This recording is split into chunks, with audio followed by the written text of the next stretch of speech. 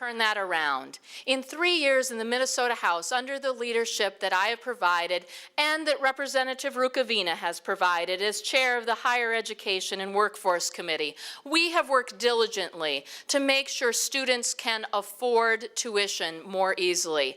And it has been a tough battle that we have had. But you should also know about me that I was elected Speaker of the House, I think, for two very important reasons. That farm background, living 20 years in rural Minnesota and 20 years in the metropolitan area, but also the style that I provide of leadership. And that is a style that brings people together around the table to attack our challenges and problems and not attack each other. And I've done that time after time. As we passed a renewable energy standard, nation leading in this country 6 weeks after becoming the majority in the Minnesota House with our partners in the Senate, to be able to set Minnesota on a pathway for clean, green, renewable energy. And I know Gustavus is trying to do its part right now with a new wind turbine right here near campus, which I applaud. We also passed the comprehensive transportation bill by override over the governor's objections when we responded to what was the visible signs of when people don't invest in infrastructure around this state, the collapse of the 35W bridge. We did that by building a coalition. I built this coalition of Democrats and Republicans, of labor leaders and business people, to be able to do that in 2008. And then the legacy amendment that so many people voted for last year. Many people did not believe that people would actually make an investment in clean water, habitat, and arts and culture last year on the ballot. But do you know that people voted for that amendment more than they've ever voted for any person or anything in our state's history before? And I think they did that because it gets to a core Minnesota value. You get what you pay for. We invest and we see results. And that's the kind of governor Minnesotans want to see. A very long time ago in the 1860s, my grandfather, great-great-grandfather, Louis Setman, who was a stonemason, built a mill on the wall of the valley, which is now in Minneopa State Park. That windmill, that stonemason built that windmill because he believed that farmers should have the opportunity to mill their grain closer to home. And he did it. He survived tornadoes, lightning strikes, to be able to have that mill. And you know what? That mill is still standing today in that park. Innovation made that mill obsolete with the roller mill technology. But he persevered, and I think we need that kind of perseverance in our governor, and that's why I want to be your next governor.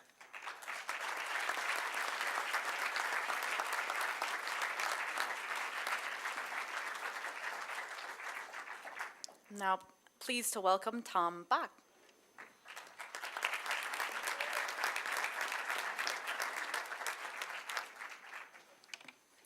Good evening, everybody, and thank you for taking the time to be here. I am State Senator Tom Bakk, and I represent a large piece of the Arrowhead region in Minnesota. If you've ever been to the North Shore of Lake Superior or to the Boundary Waters Canoe area, you've been to my Senate district. My wife Laura and I live on Lake Vermilion, lake in northern Minnesota. We have 4 grown children, and on September 30th, I became a grandpa for the very first time. So that's pretty exciting. You know, many people have come to me on the campaign trail and said, you know, Tom, you're the chair of the Senate Tax Committee. You're the guy that has to raise the money. You're the guy that probably understands the state's budget challenges better than almost anybody else. Why would you want to run for governor? You know, the truth is Minnesota has some very, very significant financial challenges on the horizon. And Minnesota is in bad need of a problem solver. And I would argue that few occupations understand solving problems more than a carpenter. I have been a carpenter all my life. And there's something you learn very early in that field. You learn how to solve problems. Because if you don't, you never get a building built. And that's the attitude that I've brought to the Capitol. Somebody who rolls up his sleeves, works hard, and tries to solve problems. And there's something that being a carpenter also taught me, the value of a job. Because I've been through times in my life when there wasn't any work, through times when I was on the unemployment line. And most of you in here don't remember the last time the state had a really deep recession like the one we have today. It was in 1981 and 1982. Many of you can ask your parents about it. It was much like it is today. And I remember it really well because I ran out of unemployment. And my sons were 3 and 4 years old at the time, and we went without health insurance. And I remember what it felt like every day getting up wondering if one of the boys was going to get hurt and we were going to have to go to the hospital and we didn't have insurance. And it's something that I will never forget. And that's why when I say that the most important thing to people is a job, it's because I know what it feels like to not have one. And I look at some of the numbers of what's happening to graduating college students. You know, in 2007, on graduation day, 50% of the graduating seniors had a job the day that they graduated.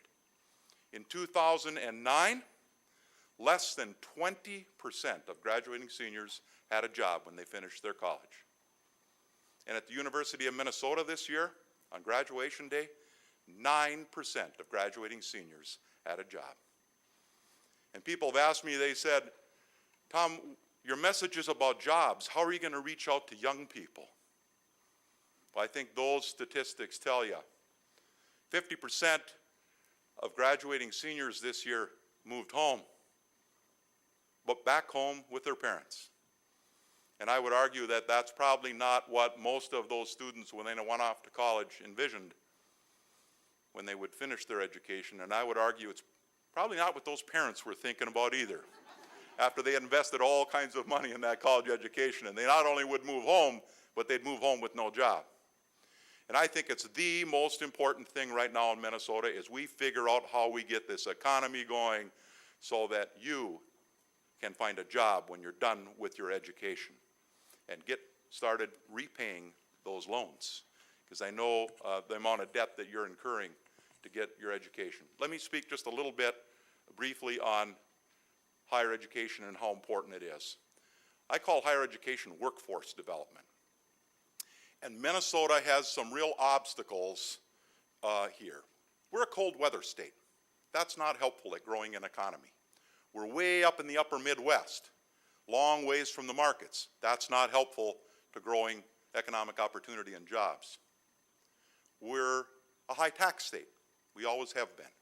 But despite those challenges, Minnesota has 19 Fortune 500 companies. That is more Fortune 500 companies per capita than any state in the nation. And that has happened because in Minnesota, we have invested in our workforce, and we have invested in things like higher education, and Minnesota business have grown, and we've grown more Fortune 500 companies than anywhere else in the country on a per capita basis. And it's because we've invested in a generation like you. So thank you all very much for coming. I look forward to the opportunity to visit with you a little bit later.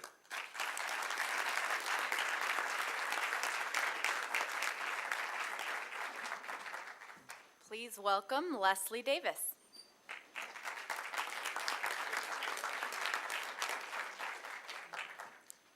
Good evening. I'm honored to have the opportunity to speak with you. You know, Jake also grew up on a farm. Jake was a nice young kid. He loved farming. He used to ride on a tractor with his grandfather, and he thought all his life he was going to be a farmer. And he worked, he went to school, and his father thought he was a real whiz. Jake was great in school, went to agricultural school, and he knew it all. He knew about crops, and he knew about animals, he knew how to raise them all, and he loved them. He loved doing that. Came back from school, took over the family farm, and boy, did it start to grow. Bigger and bigger. More animals, more grain, more crops, and Jake's father thought this kid's a real whiz, and he let him run with it. Jake went into town to the bankers and said, I need more money, I want to grow faster. And Jake grew that farm bigger and more animals. Pretty soon he was running part of the slaughterhouse, and he owned lots of businesses in town. And then one day he got a call from the bank. They said, well, you're going to have to bring in a little more collateral. You know, you're a little thin on that. And by the way, we're raising the interest on the loans.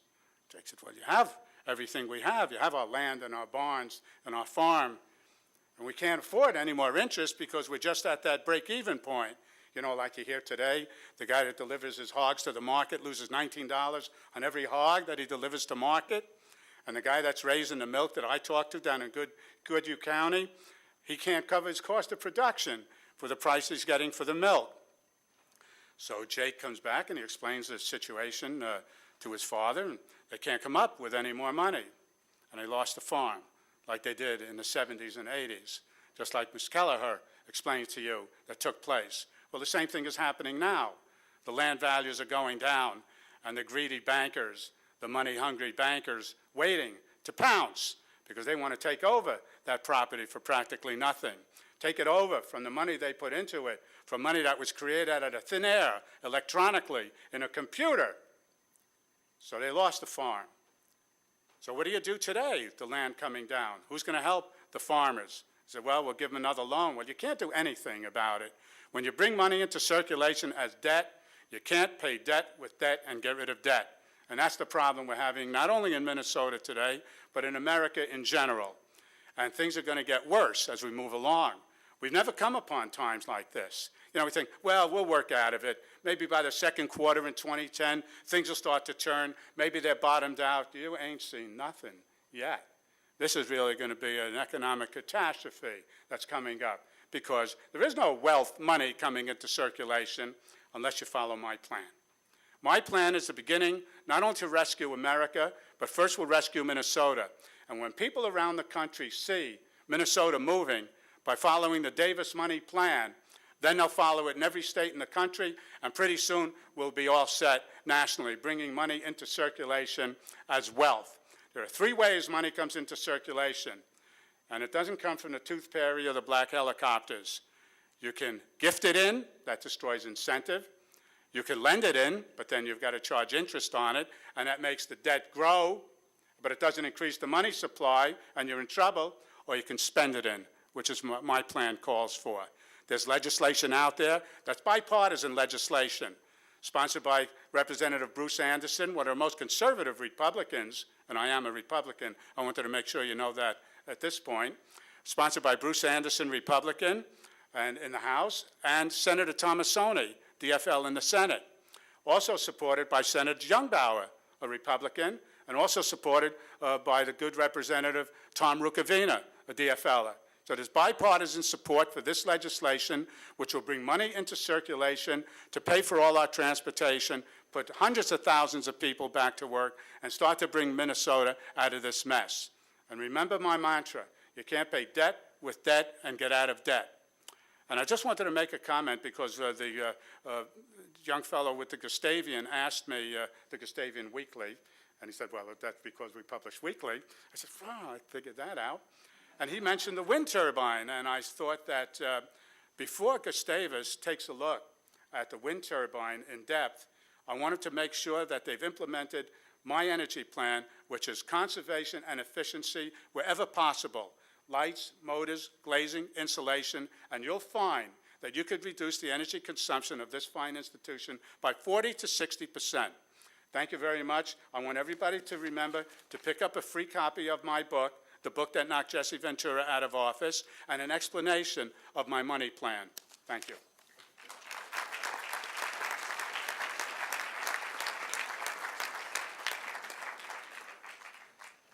Just like to remind everyone that if you have questions for the candidates, please write those on the cards and pass them to the outer edges. There are people walking up and down waiting to collect those.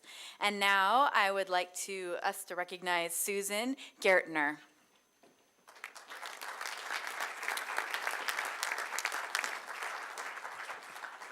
We've all been given this nice little book to take notes on. I'm hoping I can take it with me when I go. This is the closest I'll ever get to anything from this institution, including a degree. I would have loved to come to Gustavus, but my family's finances didn't permit it back when I graduated high school in 1972. Yes, I'm that old. And at that point, resources weren't available to essentially middle-class families like mine. And so I headed down 169, but turned over to MSU and enjoyed that experience before I went up to UMD. And so it is delightful to be at Gustavus. I appreciate your interest in the issues that are facing whoever becomes the next governor. I want to tell you a little bit about myself. I grew up on the east side of St. Paul. And when I was growing up, it was a very blue-collar sort of neighborhood, and most of the dads worked in the Whirlpool factory or the breweries. The neighborhoods were organized around which parish your family went to. My family was a little different, though. My dad was a social worker, and he specialized in families at risk. Kids who needed foster care placement because they were abused or neglected, families who needed child care reimbursement because they were struggling. And so I learned very early on that government has a role and, in fact, a responsibility to take care of people in our community who need our help. I thought I would be a social worker as well, but I went astray. Went to law school, but I thought I'd use my law degree in much the same way my father had used his social work degree, and that is to help people in my community. I have been county attorney now for 4 terms. I'm in my 4th 4-year term, and what I have really focused on as county attorney, besides making difficult public safety decisions, is focusing on things that are about investing in our families now, so our community's future is brighter. Spent a lot of time working on issues around child support enforcement so that kids have food, clothing, shelter, and health care to be successful. I've also expended a lot of energy, very excited about the work that my office has done around truancy to make sure that kids are in school. As I say, I'm in my 4th 4-year term, and now I'm running for governor. I'm running for governor to give this state an opportunity for a fresh start. And I'm delighted that your focus is on higher education, because there are a lot of critical minds in this audience. That's what you're being trained to do here, is think critically. And you know how much ground our country has lost in terms of higher education, how much farther ahead other industrialized countries like China and Japan and other societies are. They're making bigger, bolder investments in higher education, and we're losing our status as one of the highest educated countries in the world, and we need to change that. So I want to talk about a few things that relate to higher education. One might take you a moment to connect to this topic, and that is early childhood education. I'm absolutely passionate about early childhood education. If we don't invest in those kids at risk, how are we going to expect to close the achievement gap which dogs them from pre-K all the way to high school if we don't make those investments in early childhood education? That will be a top priority. K through 12 funding has to be stabilized. If we are lurching from funding crisis to funding crisis in our K through 12 schools, how are kids going to come to a wonderful institution like this prepared to really excel and succeed? I live in White Bear Lake. We've had 3 levy referendums before one was finally successful. In the meantime, my youngest daughter's class grew and grew and grew. She had 41 kids in chemistry. I don't know about you, I thought chemistry was hard, and 41 kids is too many. Now she's a pre-med student at Johns Hopkins, and she says, "Mom, I'm struggling in chemistry because we didn't put the resources in to that in the K through 12 funding." And finally, higher education funding, double-digit tuition increases at our public institutions have got to stop.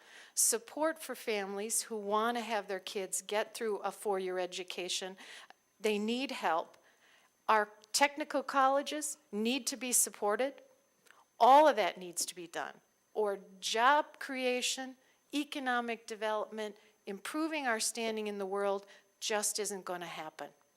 I'm prepared to make the tough decisions to get our state back on track and give us a fresh start.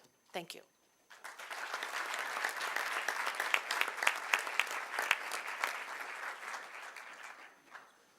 We're going to continue in alphabetical order here instead of as table order, and please welcome Mike Jungbauer. Well, thank you. It's exciting to be here, and I can tell you that we have some transportation problems in the state. I allowed an hour and a half to drive my 110 mile, or 2 hours and a half, 2.5 hours to drive 110 miles, which I thought was great, but between rush hour traffic and detours and things, it took me a little bit longer, so I apologize for being late.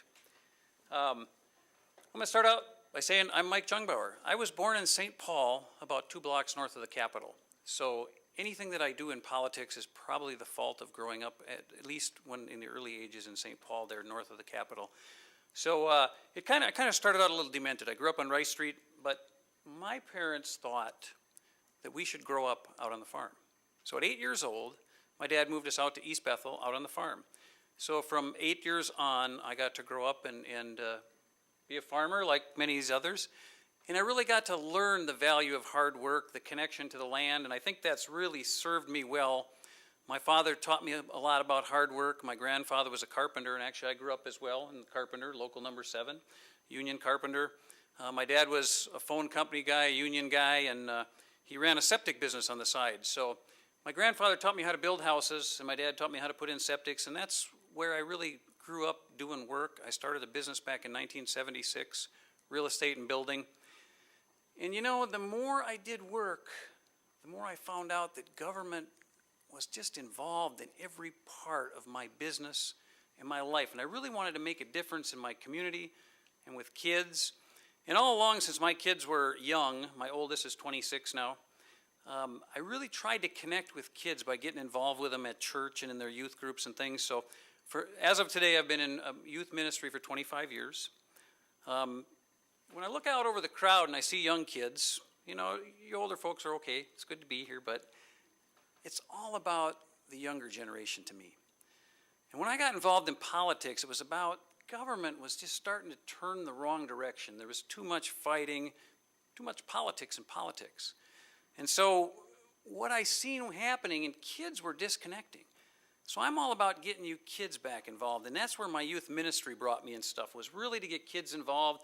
I've put on work programs and stuff for kids. You come out to my pole barn in the middle of winter, you can learn how to rebuild cars, you can do body work and painting. I've done skateboard ministry, snowboard ministry. For 6 years we were on the road doing a BMX ministry. I was a chaplain for the American Bicycle Association.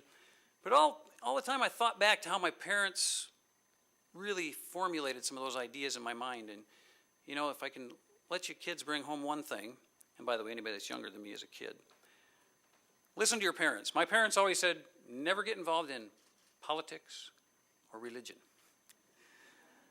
So as I said, I'm a pastor. I'm known as a politician, although I think I bring something different to that political arena. I don't want to be a politician.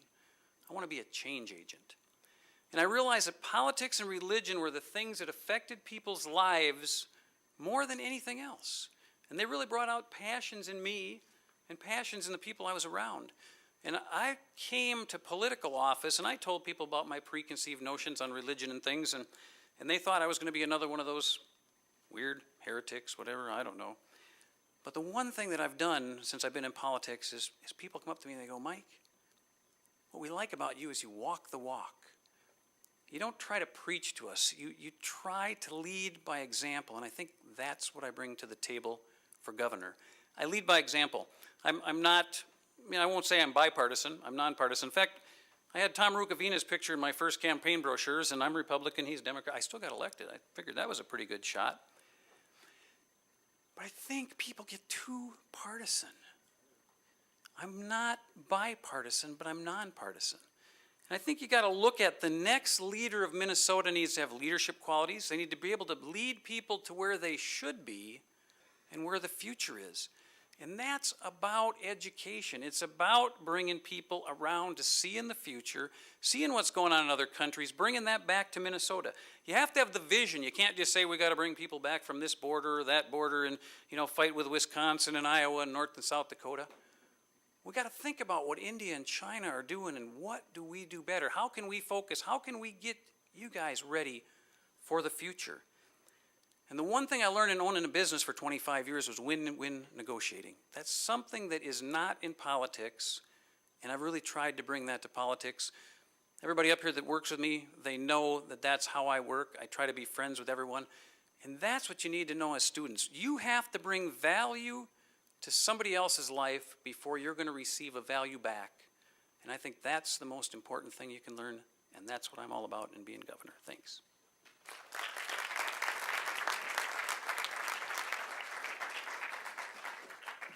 Please welcome Steve Kelley.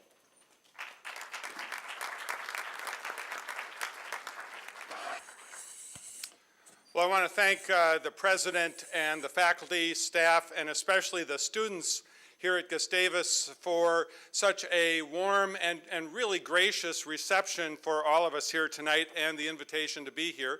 I'm Steve Kelley. I represented Hopkins, my hometown, St. Louis Park and Golden Valley in the legislature for 14 years.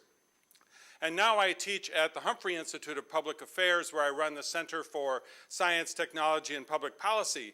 One of the classes I teach is called Science and State, about the relationship of science and policy making. And on the first day of class a year ago, I asked my students why they were there, what they were doing at the Humphrey Institute, why this class. And they said that, individually, I heard over and over again, I'm here because I want to make a difference in solving the climate change challenge, or we have to protect our environment, and I want to get the skills to know how to do that. And I realized that though it's a great privilege to be able to teach them, they needed, and every Minnesotan needs, a better partner and leader in the governor's office so we can actually change Minnesota and change our country and change the world for the better, and that's why I'm running for governor. Now, the other class I teach is called public budgeting. And I thought about inviting Tim Peleni to take the class, but I really hate to flunk students, so I didn't extend him that invitation. And one of the reasons that he would flunk that class is that he is too focused on the short term, too focused on his own political gain, and not focused enough on the long-term good of everyone in Minnesota. That's why we need a change in governor in Minnesota. Now, we have to be, if we're going to achieve that long-term good of this state, we have to be focused on some values that we share. And I think those values are things like opportunity for all, justice for all, and innovation. And opportunity for all means getting people back to work. That's the short-term task in front of us, is to get people back on the job. The long-term task is making sure that we educate every Minnesotan. And I think we have to set a clear goal that all of our students will graduate from some post-secondary education. Whether it's a 9-month technical program, a 2-year degree, or a 4-year degree, that ought to be the goal for every Minnesota student, that they graduate from some post-secondary education. And to do that, we need more than just our schools working on that. We have to start with early childhood education. We have to connect healthcare and housing and job training with families, so we treat the family as a whole, the child as a whole, so that all the way along through their lives, they're supported so that they do graduate from some post-secondary education, and they have to be able to afford to go to some kind of college. That's the other thing we need to fix, because we've had 2 governors in a row who have thought that a post-secondary education was good only for the student.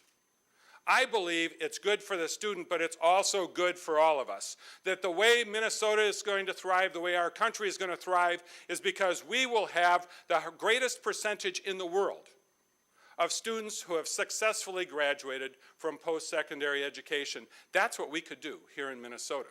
Now, we also have to pay attention to justice, and that means health care for every Minnesotan, but it also means paying attention to not stigmatizing anybody.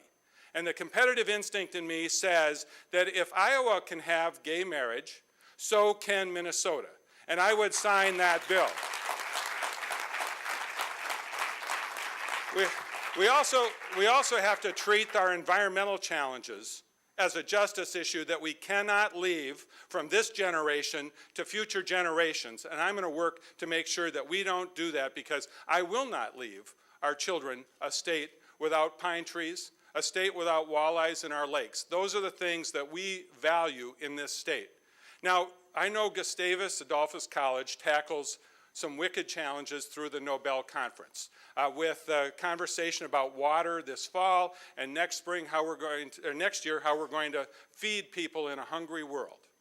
And I'm here not just to ask for your support next fall, but to ask you to be part of solving the wicked challenges that this state faces.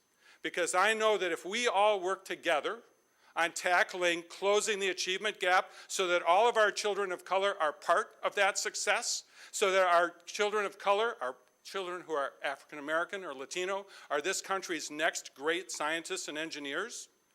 I know we can tackle the climate change problem working together, and I'm here to ask you for your support in 2010, but also beyond, because working together, we can make Minnesota the leader in solving these wicked challenges, and I'm here to ask your help in doing that. Have a great evening.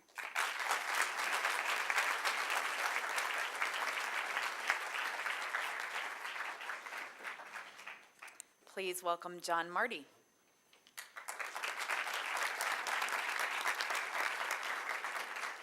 Thank you. I'm John Marty. My wife Connie and I live in Roseville. I've been a member of the state senate there for 23 years, representing 7 suburbs north of St. Paul. I'm running for governor because I believe Minnesota can be a great state once again. 40 years ago, other states looked at us as a model of the state that works. A state that had a great environment, strong business community, great education system. It was a state that worked, but we've slipped from that, and we can make it great again. What do I mean by that? With education, we want to have a state that every kid graduates from high school, and they all, whether it's 2-year technical degree or 4-year degree or advanced degree, they get the skills they need to participate in a 21st century economy. And not just job training. Education, as you know, is much more than that. Liberal arts education is important to create good, whole people, citizens, people who are civically engaged in the community. And we can make that happen. And living wage jobs, $5, $7, $8, $9 an hour jobs, don't hack it. We need jobs that when you're working full-time, you can support your family. That's the way it used to be. That's the way it can be if we rebuild our communities right. And environment. We've slipped from a state where we were a model for the nation to one where we can't pass clean car legislation that other states have been able to pass. I've tried 3 years. We haven't even been able to get the bill to the floor. Fortunately, President Obama signed an executive order. We may accomplish most of the same thing through executive order. And health care. I've heard so many stories traveling around the state as chair of the Senate Health Committee for the last couple of years. Stories of people who can't afford health care. They're going broke. It's bankrupting them. Stories of people who are hurting because they can't get the care they need. Even stories of people who have died from a lack of health care. I believe we can have a health care system that covers everyone. I mean, every candidate supports universal health care, but really, when I say I want universal health care, I mean everyone, 100%, for all their medical needs. We can do that. In 10 years from now, people will say, Minnesota is a state that really works. Well, why is John Marty the candidate to lead you there? It takes 3 things: courage, vision, and fight. Courage. 10 years ago, the Taxpayers League and Governor Ventura said, we had extra money. We ought to cut taxes. If you talk to people in the schools or people working with housing or health care or other needs, we didn't have enough money. We weren't meeting the needs then. But they said we needed to cut taxes. They offered the biggest tax cut in state history, and they won by a landslide. Matter of fact, in the Senate, they passed it by a 64-1 vote. I was the one no vote because I thought it was unsustainable. I thought it was unfair. And we needed the money to invest. Invest. If we had addressed those problems back then, we wouldn't be in the circle, the hole we're in now. And courage. LGBT marriage equality, authored legislation on that, been fighting for equality for people regardless of who they are. We ought to treat everybody equally. I think that's very important. We shouldn't compromise on that. We need courage. We need vision. When I've heard the stories of people needing health care and believe we really ought to fix the problem, I'm supporting President Obama's public option in Washington, but even with the public option, they say it'll cover about 94% of the public with insurance. And health insurance isn't health care. I know lots of people, $10,000 deductibles, who can't afford to go to the doctor or the dentist. So I introduced the Minnesota introduced the Minnesota Health Plan. Single payer plan, covers everybody, cradle to grave, all their medical needs, and built a coalition. A number of organizations. We got 71 co-authors in the legislature. That's a full third of the legislature. There aren't other bills with 71 co-authors. And yet, they say we can't pass it. You need the courage, the vision, and the fight. If you're going to make something like that happen, you have to have somebody who's going to fight, and fight hard. Let me tell you, even though we got 71 co-authors, even though we passed the bill which eliminates health insurance, delivers health care instead of health insurance, the insurance industry is going to fight that. We passed that bill out of the Commerce Committee, which is very pro-insurance. But that doesn't mean it's going to become law, because the insurance industry will spend tens of millions of dollars to block it. I'm the one candidate that doesn't take any PAC money or lobbyist money from insurance companies or the pharmaceutical industry or anyone else. Not to make a point, but because if you take their money, you really can't fight them all out. And it's going to take that kind of a fight. We can do it. Other things were politically unrealistic in the past. Social changes like women's suffrage, civil rights. Men would never give women the right to vote. Some people said it was wrong. We're going to fight for it. We're going to change it. We can deliver health care as a right to people in this state. We can make the state better. Check out my website, johnmarty.org. I want your support. I look forward to working with you as your next governor. Thank you very much.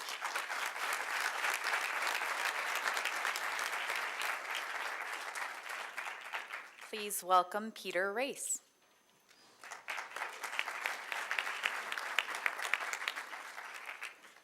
In the words of the Chinese President Wu Jintao, Ni hao, how are you? The answer to that is, wo hao, I am fine. My background is that of a young man in Sheboygan, Wisconsin. I earned my living by going to scout camp and being paid, going to YMCA camp and being paid $6 a week.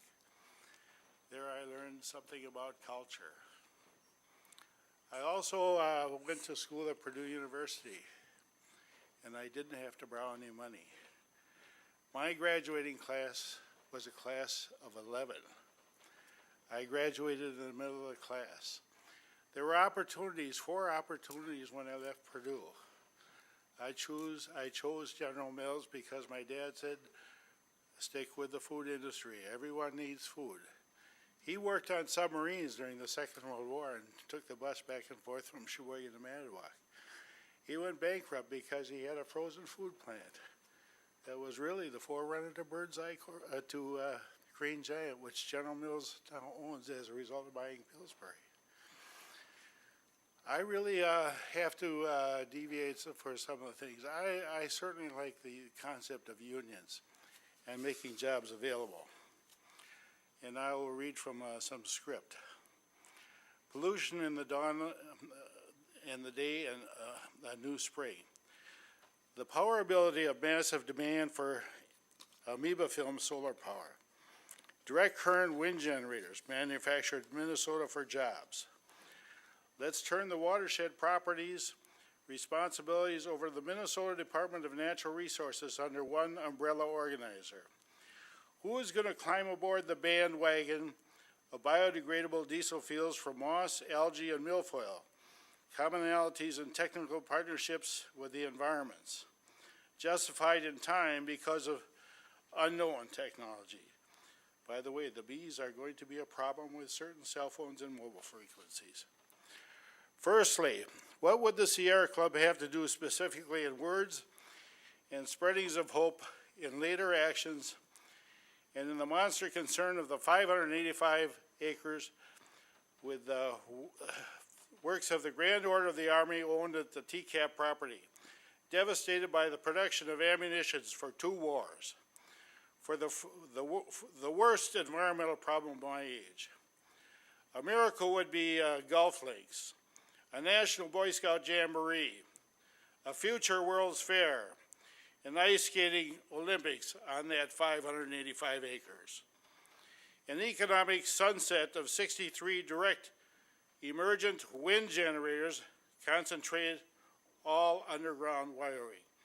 I also say DC. The ones we have around the world today are AC, and that's storable. A natural state park of peace for all people and cultures with trespassing allowed. The first shot of the voters in the pure elimination of the Metropolitan Council and the University LRT Train Quarter project is now its overhead and its outdated total technology. Transportation is important, but we have an alternative coming. Also, the popular August privatizing of the Metropolitan Airport Commission is seen in India and other countries. When it comes to programs of transportation, an older growth class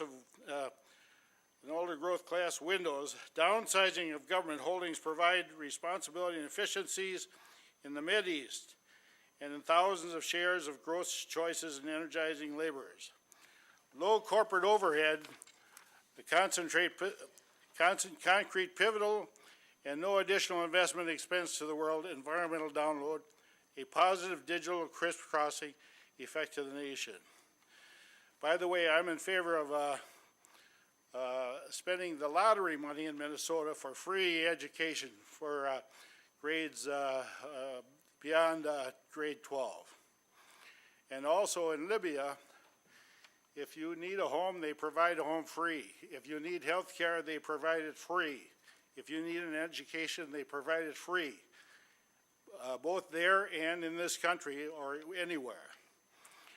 Bring all major holdings to Transportation Distribution Commission, including policies for privatizing the union and employee-owned bus company of Message, namely the Metropolitan People and Union Cooperative Incorporation.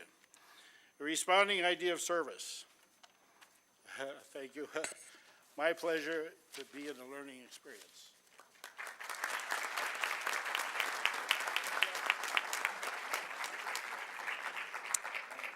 Please welcome Tom Rukavina.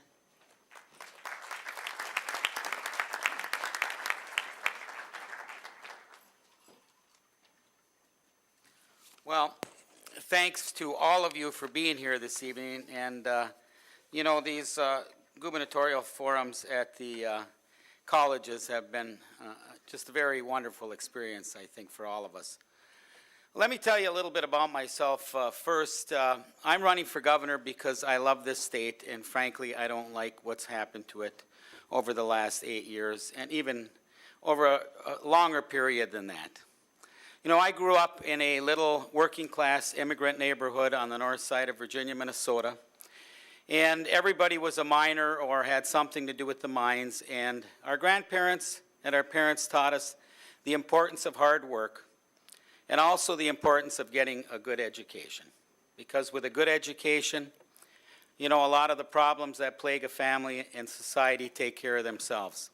So I was fortunate enough to, after we took back control of the House in 2007, to be appointed to the chair of the Higher Education and Workforce Committee, which is really appropriate because that's the philosophy I've had at the Capitol for 23 years.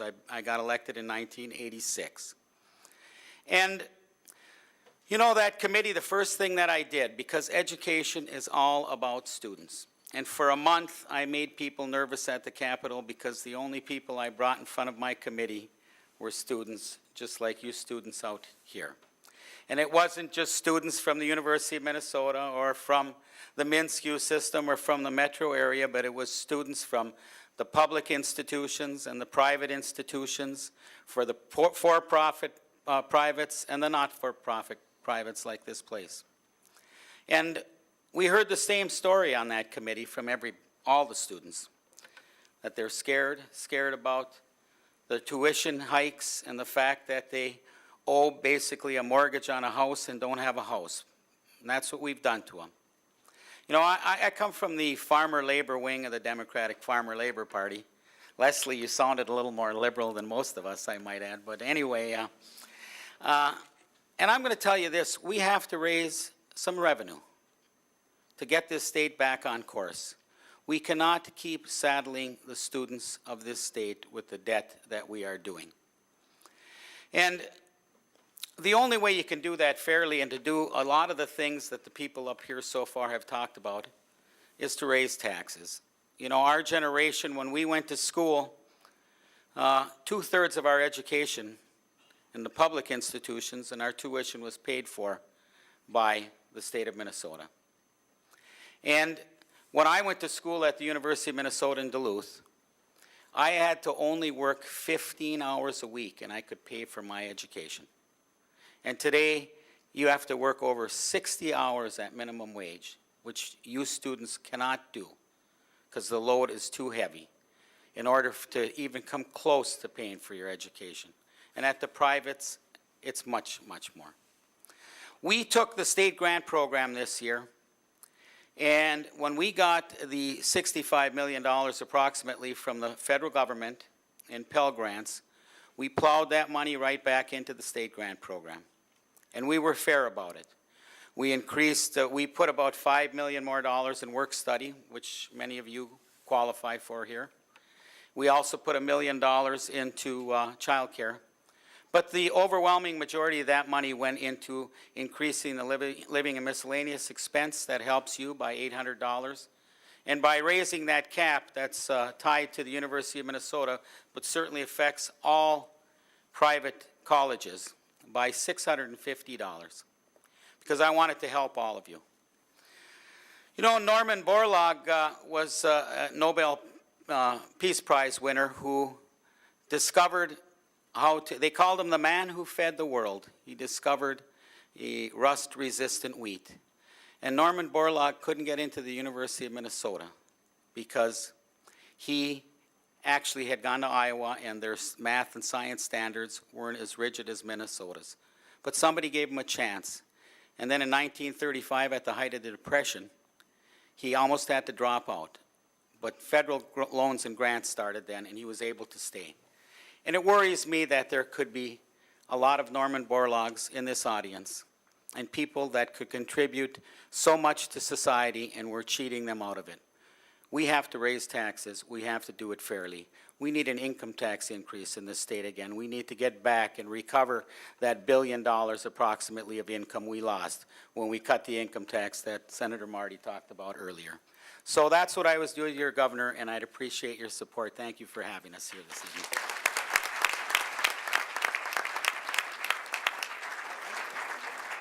This will be the last call for questions, so if you have questions, our student workers will be collecting those. And now let's welcome RT Rybak.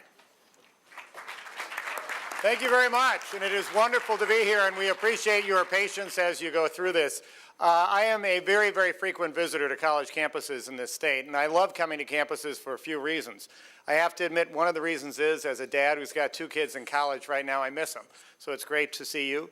I have to admit, one of the reasons I love coming to college campuses is because you were the power that helped as we set up the Obama campaign. I was the first mayor in the country to endorse Barack Obama.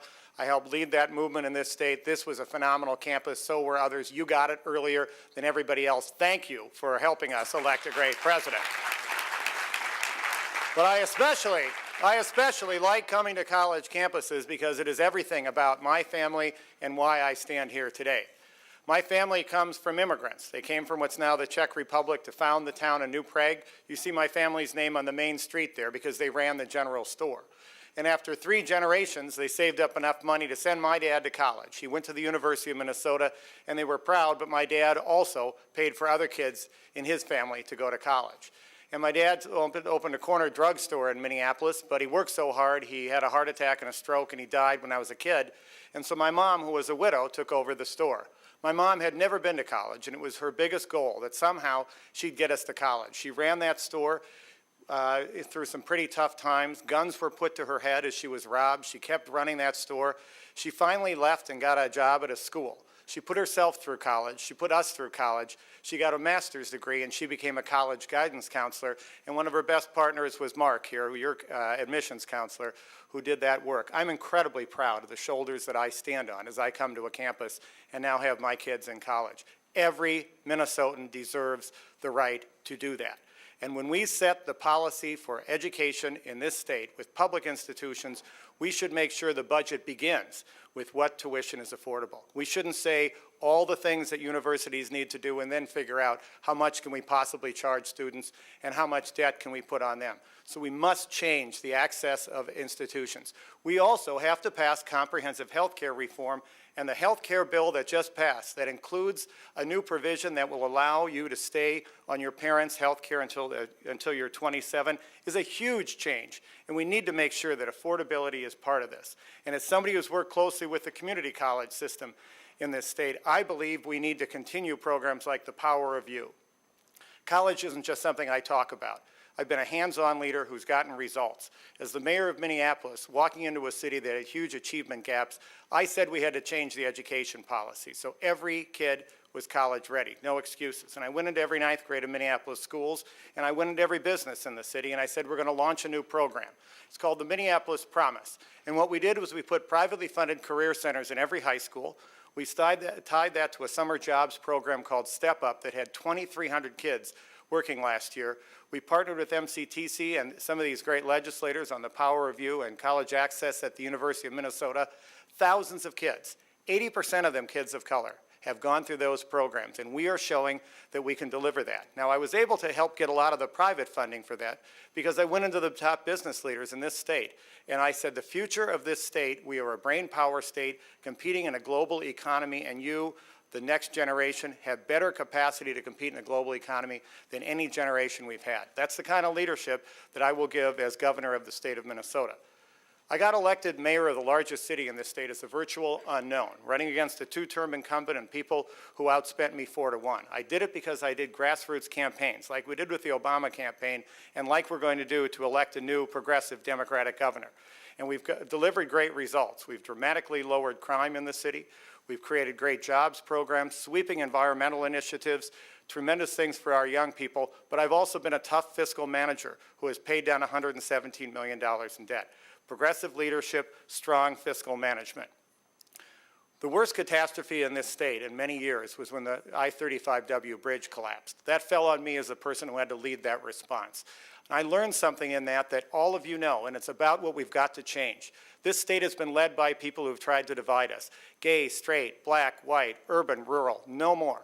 Because I've seen every day, and I saw in that bridge collapse, that when a catastrophe happens in this state, when people are in need, people don't run away, they run to help. That is the value of Minnesotans. That has not been the value of the current governor, who has tried too much to divide us. I believe every Minnesotan should now come together and make sure we have visionary leadership in this state. I was born in a great state, and I don't want to die in a mediocre one. I need your vision. I need your partnership, and more than anything else, we need new leadership in this state. Thank you very much.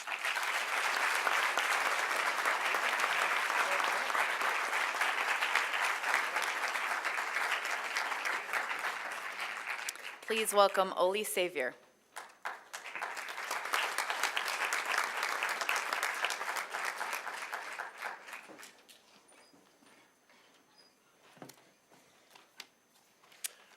Hello.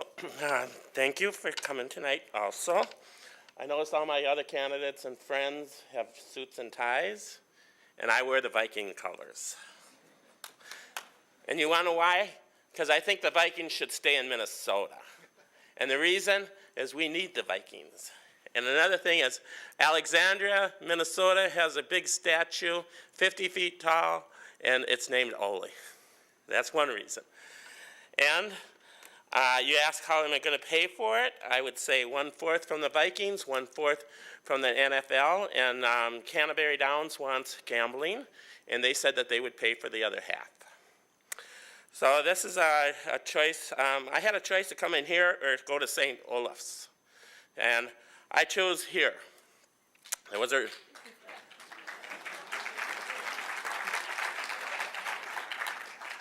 reason for that. St. Olaf's is known as the Oles, and I figure I already have their votes.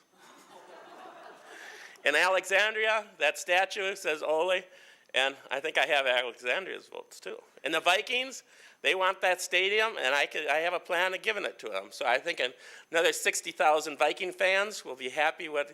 I'm the only candidate that has a reasonable chance of telling them we're going to keep the Vikings and give them their stadium that they want and solve the problem. Now, another choice is I'm the only candidate that also doesn't say raise the taxes. You've taxed enough. I'm saying I don't need more taxes in Minnesota, neither do you. We can get taxes. We don't need taxes. What we can do is bring more income into the state of Minnesota. And how do we do that? I was at the state fair, and for 2 weeks of the year, they bring in over $100 million. And what we could do is use the state fair as another Disneyland even. We can bring in billions of dollars that way. And there's a lot of different ways we can do it, and we need to lower the taxes, not raise them. And about 4 or 5 years ago, Amy Klobuchar and I I was at her house, okay? And she asked what my plans were, because I'm a perennial candidate at the Star and Tribune and the Pioneer Press. That's why you never hear from me. And there's another reason why they never give me a profile, they never give me anything, is because I sued them. I told them they cheating, and they didn't like that. So if you see on the newspaper profile as mine is a perennial candidate, I guess I'm proud of that, because I've been in politics for 25 years, and I've run for governor, I've run for U.S. Senate, but I haven't run for mayor. So, and I thought I'd give you one of my poems, too. Traveling many miles last night over the skies, my mind came upon your door. I knocked and called your name, but no one answered. Knowing I had to see you, I passed reality to touch you. While you slept, I held your hand and whispered words to free your heart. I tried to enter your dreams to let you know I cared, but your dreams were not of me. I was so close to you with all my heart, but my love, I had to leave. There's something else. With politics in Minnesota, you know, in the last even 8 years, there's a reason, or even 25 years, there's a reason why the Democrats haven't won. It's because we are asking for taxes from everybody, and the Republicans are taking advantage of that.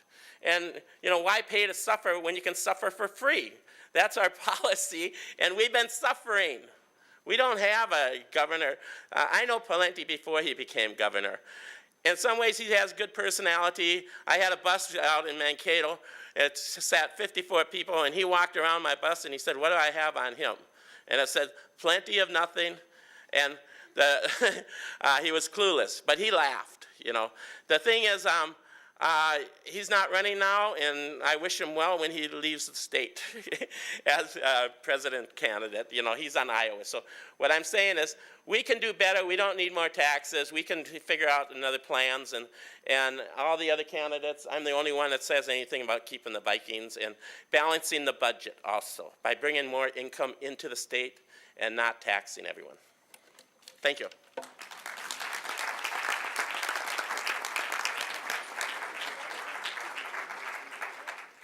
And last but not least, for the first part of tonight's event, Chris Wright.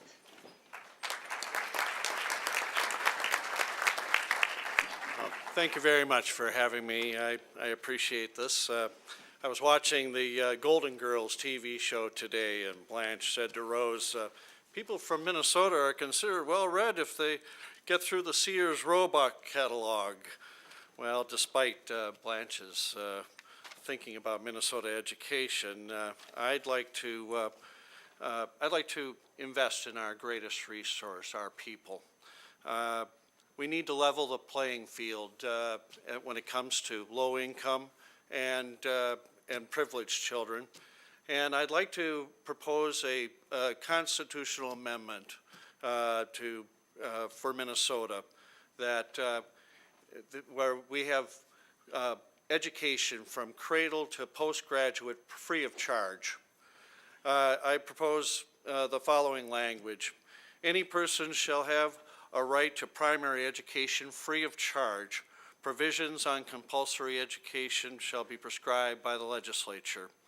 In a manner more precisely prescribed by the legislature, public authorities shall secure for everyone an equal opportunity to obtain education other than primary education, which accords with their abilities and special needs, and to develop themselves without hindrance due to lack of means.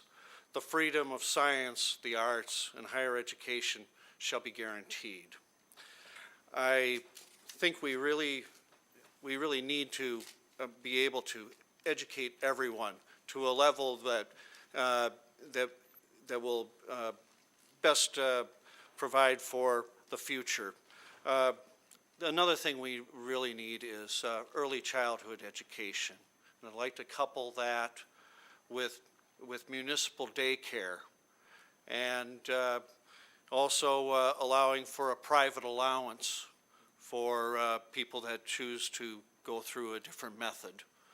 I'd also would like to see that the people that train our children would have secondary vocational qualifications to be able to accomplish this. In addition, I would like to see that we have before and after school care till age 10, to be supportive of families, parenthood, and children. My biggest issue, I think, is to end the war on drugs. It's simply impossible to regulate narcotics through prohibition. If you could regulate through prohibition, it would be unprofitable to sell. And this is the driving force behind the creation of street gangs. And subsidizing criminals and bankrolling gangsters, destroying public safety, and the corruption of public officials that we've seen with the gang task force. It's a law that's racist in origin and in practice, and we get a lot more public safety from regulated distribution than insisting on gangster distribution. I think that we really need to have a larger dialogue about this. If we can bring about an end to prohibition, we can be able to fund our schools, and I'd like to use it to help jumpstart our energy independence infrastructure. I'd like to make Minnesota energy independent through biomass gasification and renewables. It's one of the few ways that you can produce a substitute for natural gas, coal, and oil. You can make by the gasification process using carbon feedstocks such as hemp and switchgrass and flax would go a long way towards ending our need for fossil fuels. Another thing I'd like to be able to accomplish is to end corporate personhood. And corporations they're not people, they don't bear children, they don't die for their country, but yet they've been given inalienable rights. And this is the reason why they can contribute to campaigns. And this is why a lot of your candidates out here are sellouts. The corporate welfare, the subsidies, and the bailouts, and all of this is really something we should avoid. Thank you.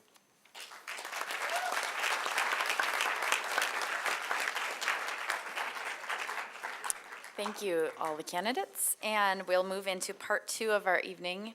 I am waiting on the questions. So I will read a question. I'm just going to shuffle these, read a question, and the first candidate will have the opportunity to answer that question, and then we'll read the next question and let the next candidate the opportunity to answer that one. Where are you?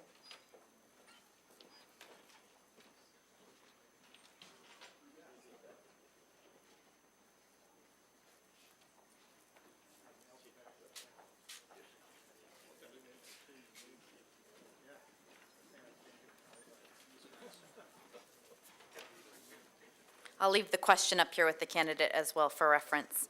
So our first candidate to be answering is Margaret Anderson Kelleher. The question is, what are the 3 most important changes to Minnesota tax policy that you believe are required to enable Minnesota to emerge from this economic crisis successfully? Again, what are the 3 most important changes to Minnesota tax policy that you believe are required to enable Minnesota to emerge from this economic crisis successfully? Well, thank you for the question. I think it gets right to the heart of helping us work through this tough time. I believe it revolves around needing to make our tax system fair and progressive once again. So those that are earning over $500,000 a year are once again paying their fair share of income taxes. It also includes making sure we are rebalancing our tax burden on business in the state and incenting the creation of small businesses, because that is where job creation has historically happened across our state.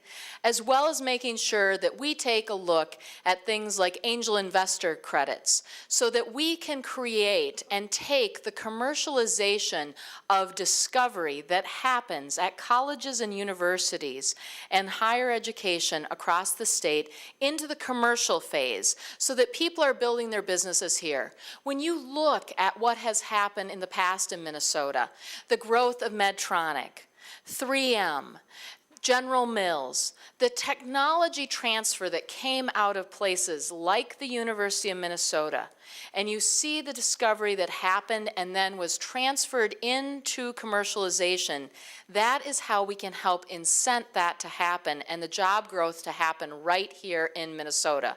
We need to have a fair and progressive tax system that is also incenting the right sorts of behavior on the job creation side of it. It is also why we need to make sure we're enacting a new Minnesota miracle for stable, growing school funding across this state, so all K-12 students have opportunity.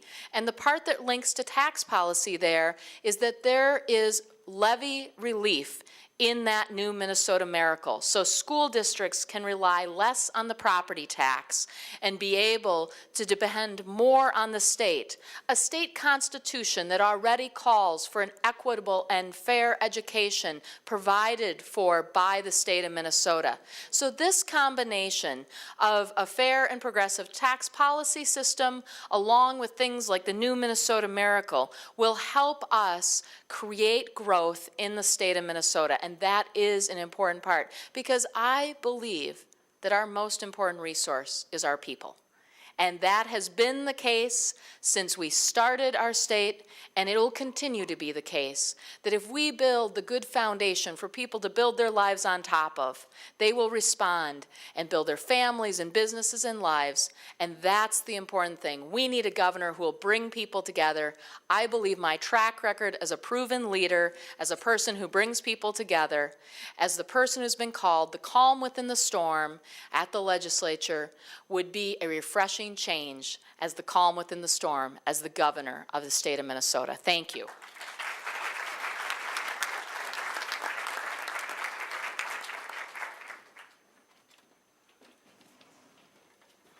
Our second question will be for Tom Bakk.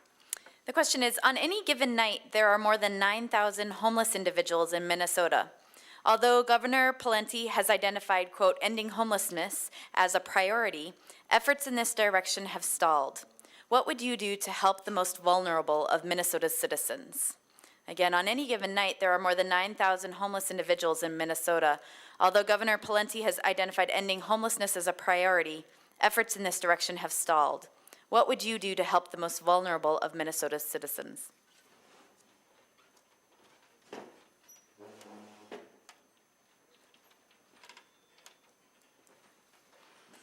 Well, as I've traveled around, very often people will come to me and say, Senator, you're the chair of the Senate Tax Committee. What's the state's biggest problem? And after you don't say anything, people will immediately respond and say, I'll bet it's the state's budget deficit, isn't it? And I'll say, no, it's not. That the state's deficit is a symptom of the larger problem. And the larger problem is we have an economy that is performing really poorly. And too many Minnesotans out of work.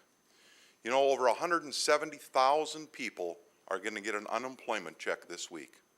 And the really sad number, 500 people are going to get their very last check. And what happens to those families?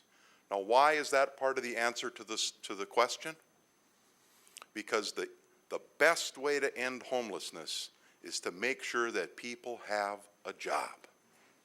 Because it's a job that leads to stability for families. It's usually a job that provides for health insurance for the family. And I would argue that as a Democrat, I'm a Democrat who believes that the most important thing to people is that on Friday they have a paycheck to take care of the needs of their family. And that is not to say that other things aren't important. Certainly early childhood and K-12 and health insurance and my passion is funding for nursing homes. Those are all really important things. But when you don't have a job for your family, things like homelessness are what you encounter. And one of the really sad things about homelessness is how many of them are veterans that have served our country. Very sad.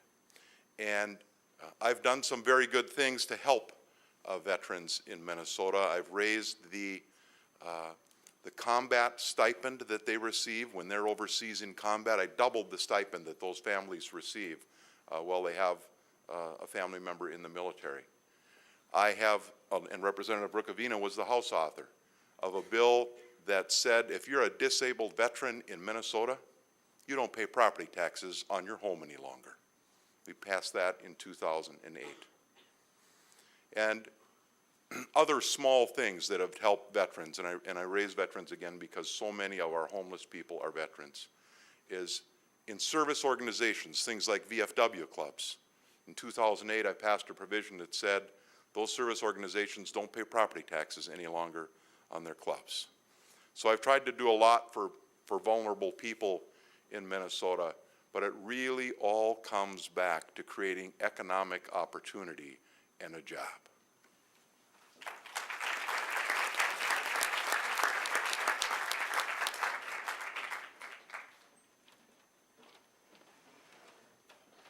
Our third question is for Leslie Davis. If elected, what policy initiatives would you work to see enacted to make Minnesota a national leader in the areas of environmentalism, carbon dioxide emission reduction, and energy independence? What policy initiatives would you work to see enacted to make Minnesota a national leader in the areas of environmentalism, carbon dioxide and emission reduction, and energy independence?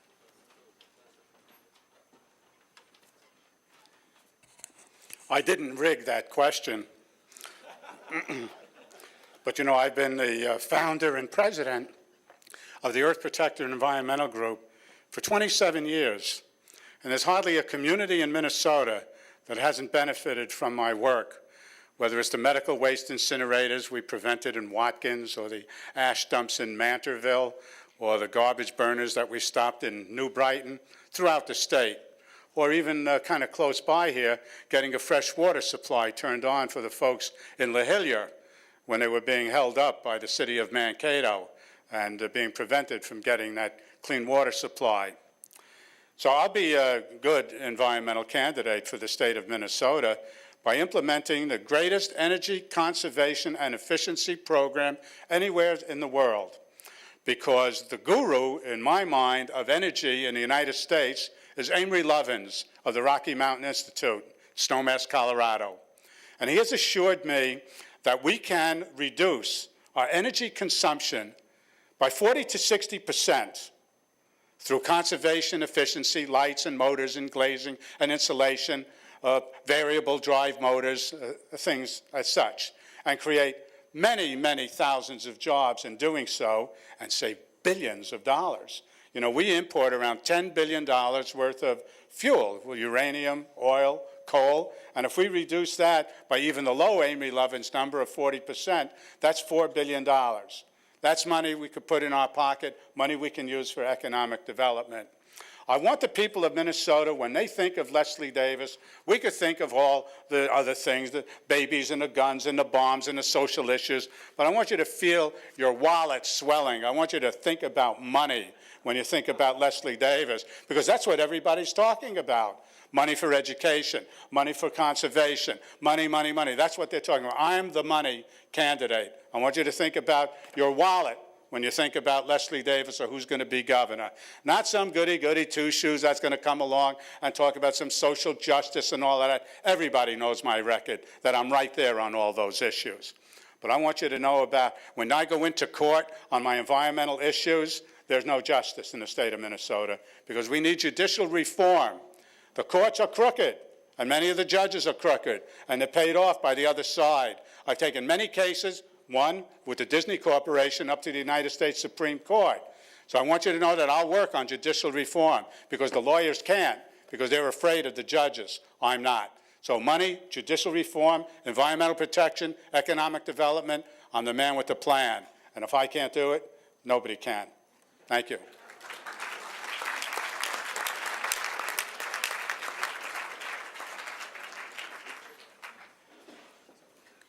Our next question is for Susan Gaertner. Should the state of Minnesota subsidize ethanol production? What other environmental initiatives do you support? Should the state of Minnesota subsidize ethanol production, and what other environmental initiatives do you support? Thank you. What a great question. Am I one of the goody two-shoes that you're referring to, Leslie? I haven't been called that in a while. It is a wonderful question because it is so key to how we should be doing environmental policy overall, and that is have what's best for our earth, what's best for our communities in mind, as opposed to what's best for special interests. We need to set environmental policy based on the science, and we need to keep up with that science. Now, ethanol was a very valuable transition to other kinds of biofuels that we need to get to. But one of my concerns as an outsider, I'm a county attorney, as you know, never served in the legislature or other kinds of decision-making bodies that have an impact on environmental policy.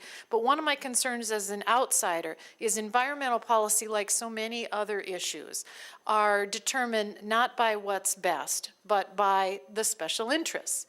And once we learned that ethanol was using too much water, was in fact not reducing carbon emissions, but maybe even increasing carbon emissions, did we stop those subsidies? No, of course we didn't. And of course some of our frustration is with the US Congress, because that's where so many of these decisions are made. But where were we fighting back when that farm bill was passed and the farm subsidies continued for ethanol? I think that's wrong. I'm concerned about any program that enhances the ability of people to put food in their cars. We need food to feed people across this planet. So ethanol subsidies, to me, border on immoral. And I realize that's a pretty strong statement, but I have tremendous concern about how environmental policies are being set. So the rest of the question, I think, was about other environmental initiatives. The legacy amendment was a very good thing. But you know who we have to thank for that commitment to our environment and the spending that needs to go with it? All of you. That amendment got more votes even than Barack Obama in this state. That's because you told the policymakers, enough, start making the investments in our environment, because that's what matters. The earth that we leave to our kids, our grandkids, and their kids. And so my hat's off to the public for making that tough decision to make those investments. I think my time's up.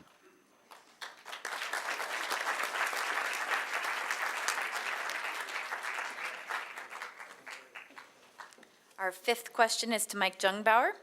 What state-level policy initiatives would you seek to enact to address the needs of hundreds of thousands of Minnesotans presently without access to health insurance and adequate health care?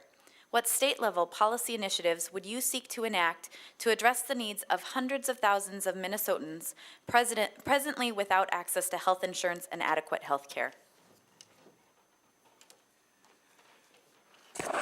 Well, it's interesting that we always get the questions that we're probably least qualified to answer. The last two questions I could have answered on the fly. My background is actually biochemistry. However, I've been holding a series of meetings as I decided to run for governor, and, you know, I call them Garage Logic, not because of Joe Souchere and Garage Logic, but because during the summer I've asked people to have their friends over for coffee and a Coke, and let's talk about political issues. Let's find out what the real people think about some of these issues. So we've talked about health care, and we've actually gone out, we've met with some doctors and nurses, and some of the problems that are out there that people don't realize. When you talk to doctors and nurses, they talk about when you get something for nothing, there's no skin in the game. So people come in they go to the doctor or even to the emergency room to get their Tylenol. And that's an excessive cost on the healthcare system.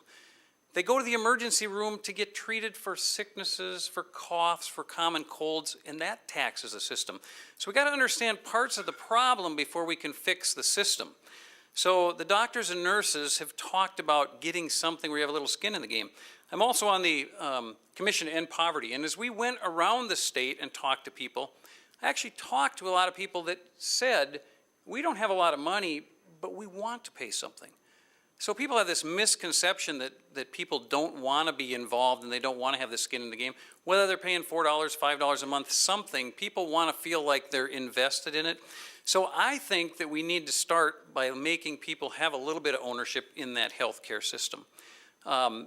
You know, there are people that can't afford anything, and I do believe, as a pastor, that we are supposed to take care of those that can't take care of themselves. I believe that wholeheartedly.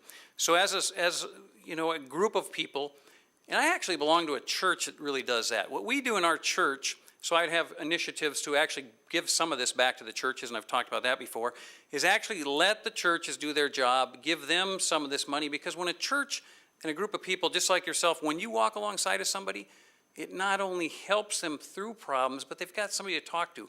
When we as a government give out a check, there's no relationship. We can't change anything. But in the end of this garage logic, people talked about, and they said, you know, Mike, the biggest problem we have in healthcare in Minnesota is when we have a problem like cancer or in a car accident or some kind of accident that disables us, those are the kind of things that we're unprepared for. We can afford the basic doctor visits. We can afford the small part of the healthcare, but what we think you should have is maybe the government takes over the catastrophic care.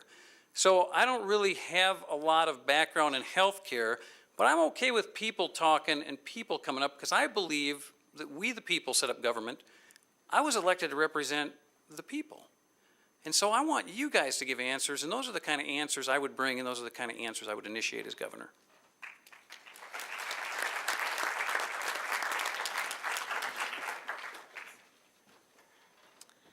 Our question is for Steve Kelley. What efforts will you make to balance the state budget and reduce debt?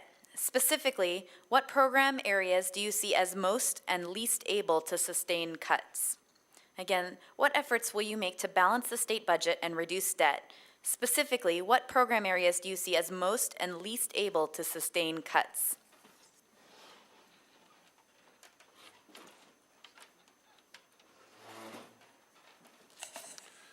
So I do believe that the state has a structural budget deficit. The Budget Trend Study Commission was a bipartisan group of Democrats and Republicans led by Jay Kudrowski and Kevin Goodnow, a former colleague of mine, and they concluded that we needed to do a couple things. We needed to raise revenue at the state level. That means raising taxes. That's important to do for multiple reasons, and some of the other candidates have talked about that. We've been relying too much on the property tax. By failing to do the job at the state level, we have shifted what we really ought to be paying in taxes to something we call fees, and you can see that that's gone up. And then we shift down to cities and counties and school districts the burden of raising property taxes to fund what government does instead of doing it in a much fairer way at the state level.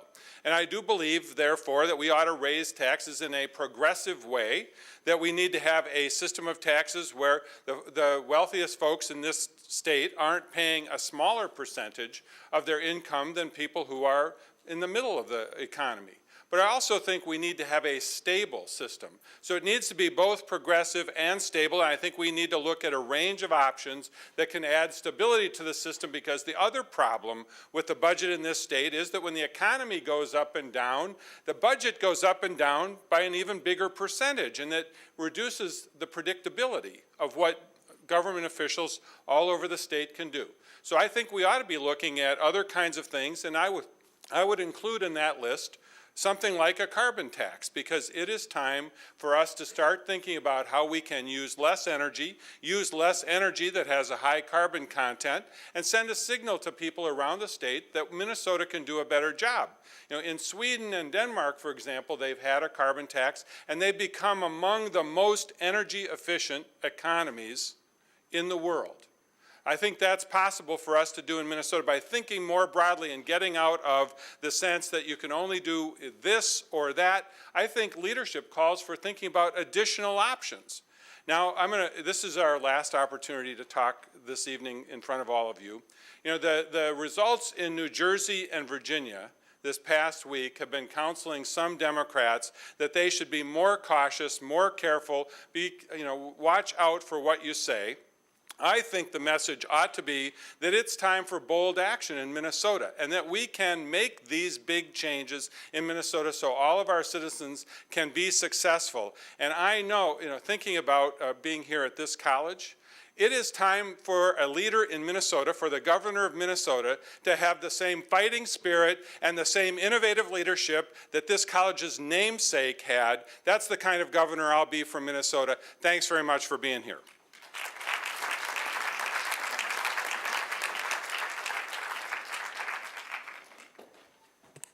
Our next question is for John Marty.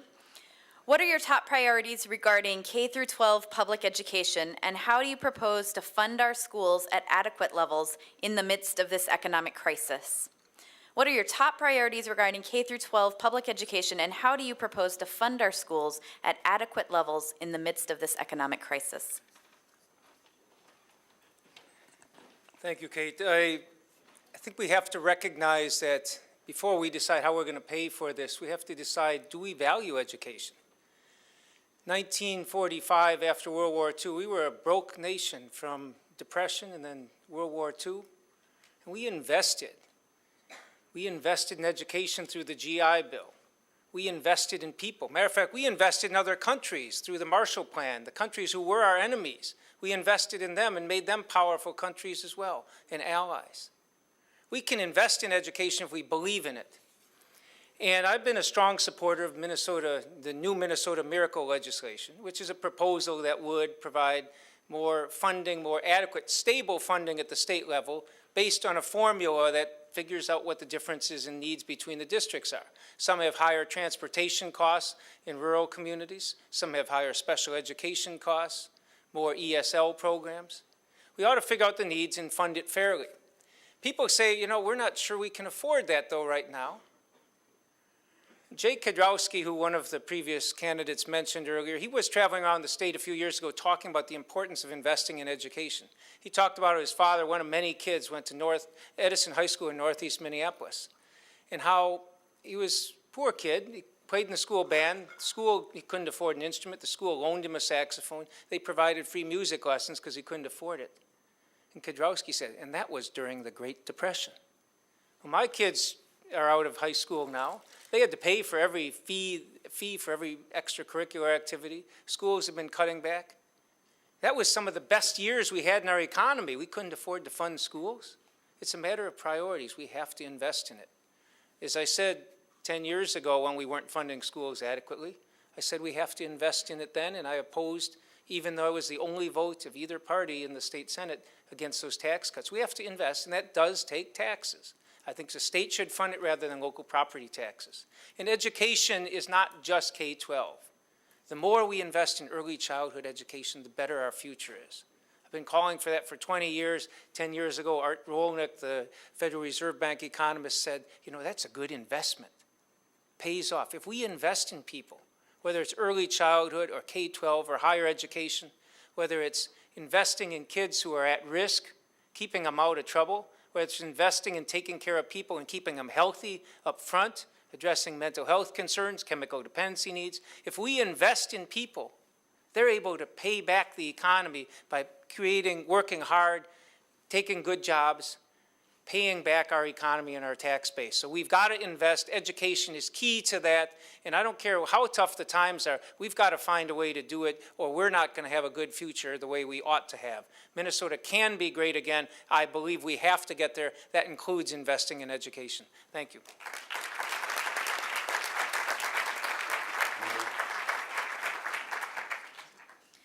Question for Peter Race. What would you identify as your single greatest strength and weakness as a candidate? What would you identify as your single greatest strength and weakness as a candidate?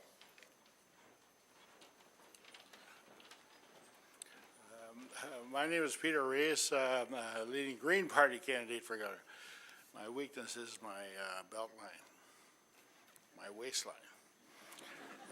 My best idea is so far is to take the casinos in Minnesota and change them into water parks. Take a look at the tax structure of Utah And where they are, they don't have to increase taxes. Where are there no casinos? There are no casinos in, very few in Asia, some in China, one area near Hong Kong, but they're doing very well tax-wise. I really don't have much to say about that, except I believe we have to take care of the homeless children. There's no place in St. Paul for the homeless children. Common Bond has the property as the old nursing home on Lexington, right near St. Anthony. It would be a wonderful place for homeless children. And also we could have education in there. There's possibility for taking some of these people. I really don't invest in the people who are drug addicts or their ideas. I think Rule 25 is a waste of money for us to send them to treatment. They get back out the same repeatable experience time after time after time. I don't know what the drugs are, but I know that they get out of jail and I have to buy them a Subway sandwich and they tell me what they did. And it's deplorable. Thank you.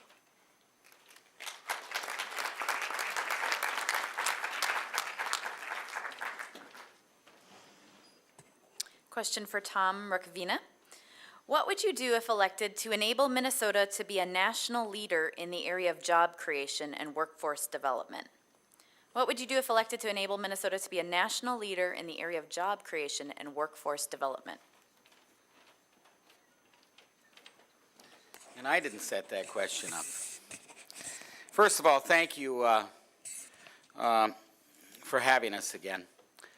You know, many of you people in this room know and I think feel and believe what I believe, and that is that all wealth comes from the earth. And I've known about ups and downs in a rural economy, having grown up and lived all of my entire life on the Iron Range of Minnesota, where our economy has very, very wealthy times and very, very devastating times. So we have to add value to our products, and we have to have, yes, a very green energy economy, but we also have to realize that that green energy takes products from the earth.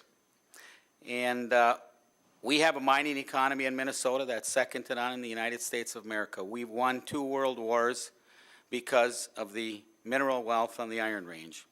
And I would like to see that mineral wealth. We have all of the things that a lot of the candidates that have talked about a green energy environment are necessary. You know, there's 26 different minerals in a computer. There's gold, there's copper, there's nickel. We have a medical industry, a medical device industry that needs all of those materials. And I think we have to keep our agricultural products, our mineral products, we have to add value to them so that we can have jobs here. We talk about biofuels, and I've done that up. We have 2 municipal power plants that are now burning waste wood instead of buying $12 to $14 million worth of coal a year. But we could do more. Ethanol was brought up, those co-ops that the farmers own, many of them very successful. We just stopped. Big Stone is not going to be done by Otter Tail Power.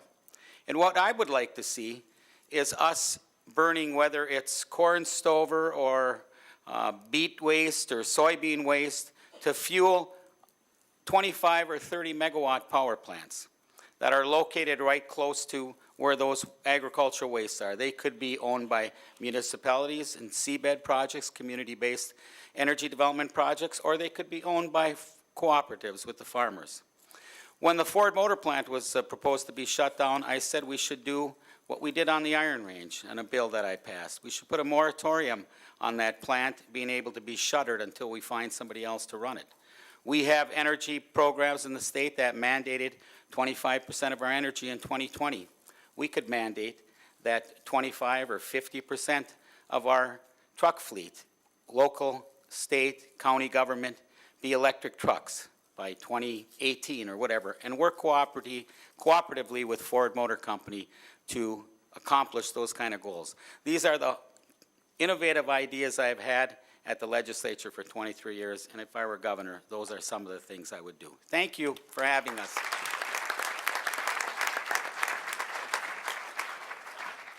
Our next question is for RT Rybak. Would you sign a bill establishing gay marriage for Minnesota, or do you believe this should be put to a ballot referendum? Would you sign a bill establishing gay marriage for Minnesota, or do you believe this should be put to a ballot referendum? I would proudly sign a bill for gay marriage in the state of Minnesota. That is the start of a new value system in this state. I found it incredibly offensive that the governor of the state of Minnesota was elected and reelected while running advertisements that tried to separate us from immigrant communities in this state. I'm from an immigrant community, and so are others in this state. That's where we all came from. We don't have a person to waste in a state of Minnesota. Right now, in a time of crisis, we need all hands on deck.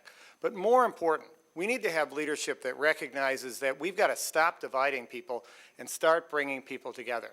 Look, you're university students here. You're coming out of college. You may have big debts built up. You've got tough challenges.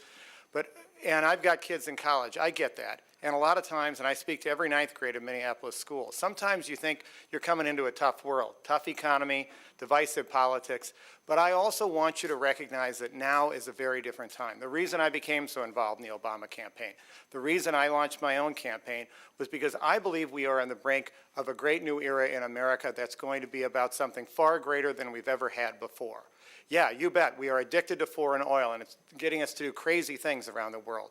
But we're on the brink of a new clean energy economy. I'm driving a plug-in hybrid car that gets 70 miles a gallon, and that's going to be the norm in a few years. We have a food system in this country where too many farms are going out of business, and we're about to, however, reinvent the food economy where this state will stop importing so much food and begin to have local-based food that's sold here on campus and other places that can regenerate a farm economy. We are absolutely in a period of time where we have huge unemployment, and yet if we really get focused, as we have in Minneapolis, with training people and getting them to work, getting them into the new economy, really being able to push not only the green economy and the new food economy, but really moving forward in biotech and medtech where they converge. We can be leaders in a global economy. This is a period where we should be a state that is leading the nation. I heard Governor Pawlenty the other day say, well, gee, unemployment only went down, not too bad in Minnesota. In fact, we were the second state in the upper Great Lakes states. Excuse me. This is the state of Minnesota. I don't want to be the second of the upper Great Lakes states. We should be the best at everything. We were born on third. We shouldn't think we hit a triple. We've got to work hard. Minnesota is a great state, and with your help and your idealism, do not give up on the idealism of this state and this country. You are our future, but in me, you will have a governor who will say, I'm going to invest in you, I'm going to listen to you, but I'm going to push you further too. You're going to be paying our Social Security, and I'm pretty proud of it because you're pretty smart. But get ready because you're going to work hard. It's going to be a great new state, and with your help, we're going to turn it around and do some great things. Thanks so much for having us here tonight.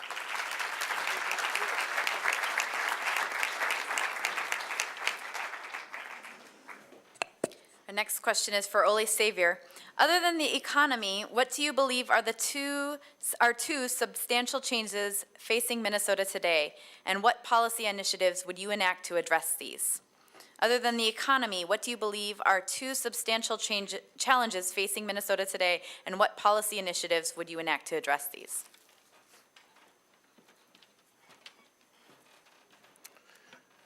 First of all, I live in a crime area in Minneapolis. Rybak has visited my neighborhood. He almost got mugged. Your votes. Hey, first of all, the question is what would it's a challenging question, but I have one thing about crime. And, you know, we're talking about drugs, and we're talking about legalizing marijuana, heroin, crack, and everything.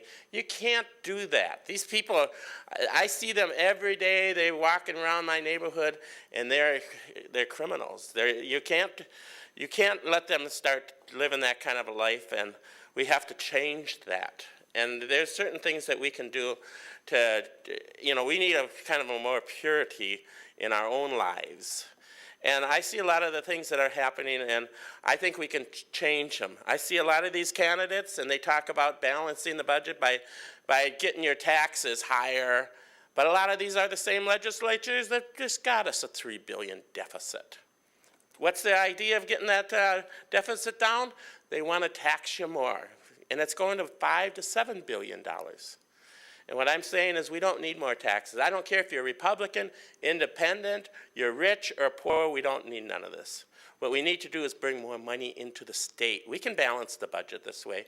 There's a lot of opportunity we are not even fully using.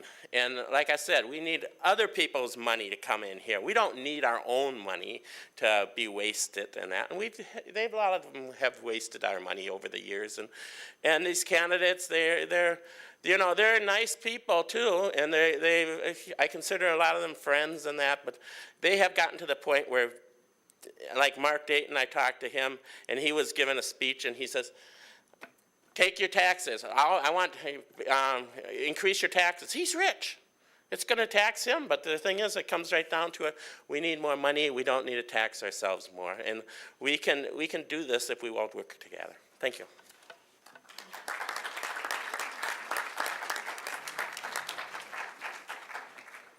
Our final question of the evening is for Chris Wright.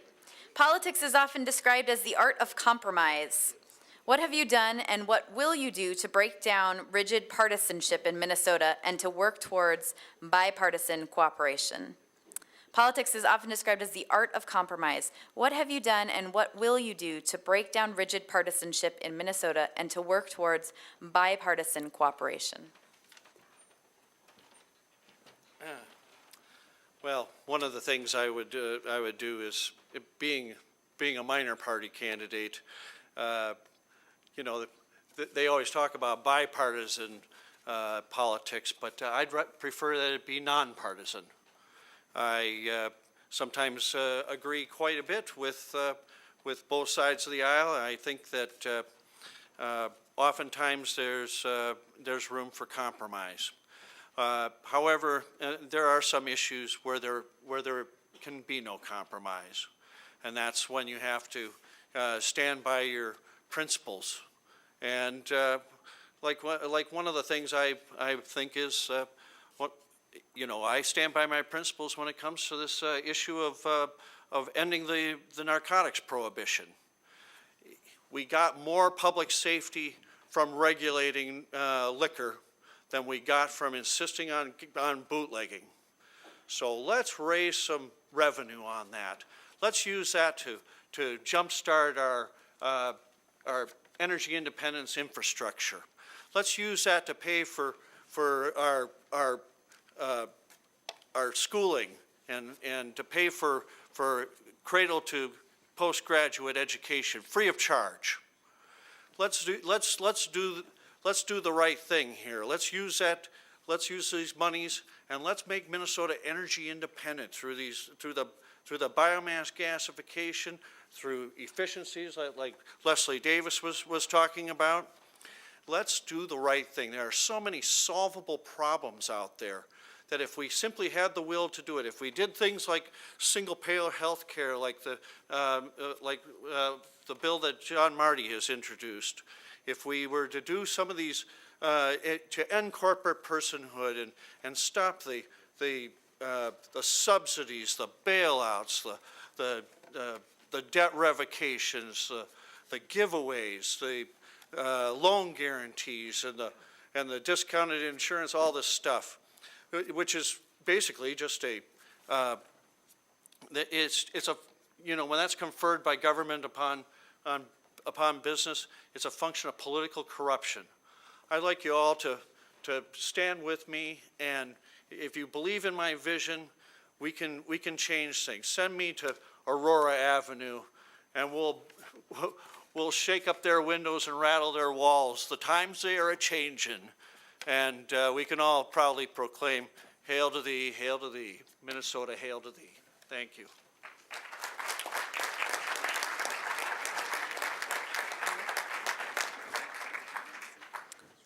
Thank you to all of the candidates for being here tonight, and I apologize for us going a little bit over, but please, all of you are welcome to join us for refreshments available in the lobby, and then each of these candidates has material set up in the back on the tables, and I invite you to stop by their tables, ask them questions, feel free to sign up to volunteer and pick up campaign materials. Let's give them all a round of applause.